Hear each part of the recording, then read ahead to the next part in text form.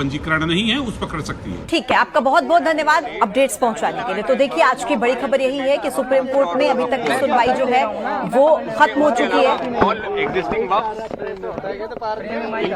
All works, including works by user, which are notified, registered, gazetted, etc., will be protected and will not be their nature and character will not be changed while the matter is being heard.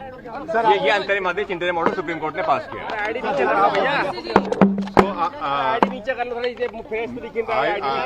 अंग्रेजी में बोलो, sir Hindi में, पहले हिंदी में। अभी आपने court का, supreme court के honourable chief justice of India के साथ जो बेंच का ऑर्डर आपने सुन लिया, हमारे काउंसिल निजाम पाशा ने उस बात काउंसिल है, किसी पेटिशनर की तरफ से काउंसिल है, मेरी फ्रेम है वो।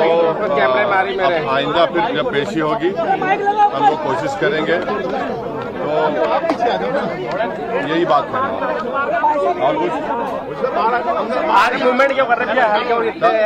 नहीं, अभी जो सुप्रीम कोर्ट ने तो कह दिया है कि वक्फ बाय यूजर पे सुप्रीम कोर्ट ने एक बार में स्टे लगाया है और वक्फ बाय यूजर के डिलीशन पर स्टे लगाया है और साथ ही साथ कोई सेंट्रल वक्फ काउंसिल के बनाने पर स्टे लगाया गया है, स्टेट वक्फ बोर्ड के बनाने पर स्टे लगाया गया है।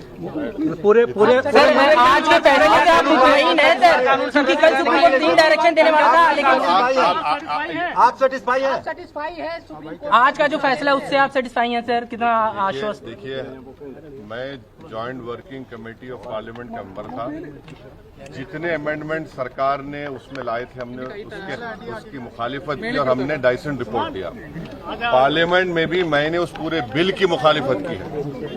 तो ये कहना कि मैं दूसरे बिल के प्रोविजंस को मान लूंगा, ये सवाल पैदा नहीं होता। हम पूरे उस बिल को उस एक्ट को अनकॉन्स्टिट्यूशनल मानते हैं और ये आर्टिकल 25, आर्टिकल 26, 14 और 15 और 29 का ग्रेव वायलेशन है। ये हम पहले से ही बोल किया है और आज फिर आपके सामने रिपीट कर रहा हूँ। No. See, let us be very careful.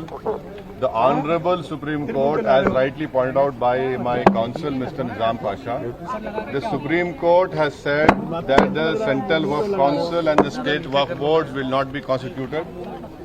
Waqf by user cannot be deleted. Now, there are other provisions also which we as a party have come to the Honorable Supreme Court that calling it unconstitutional. Now, whenever it will be heard, our counsel, Mr. Nizam Pasha, on behalf of me, will be arguing it. As you know very well that during the deliberations of the Joint Working Committee, I have given. तो लगातार reactions इस पूरे मामले पर सामने आ रहे हैं।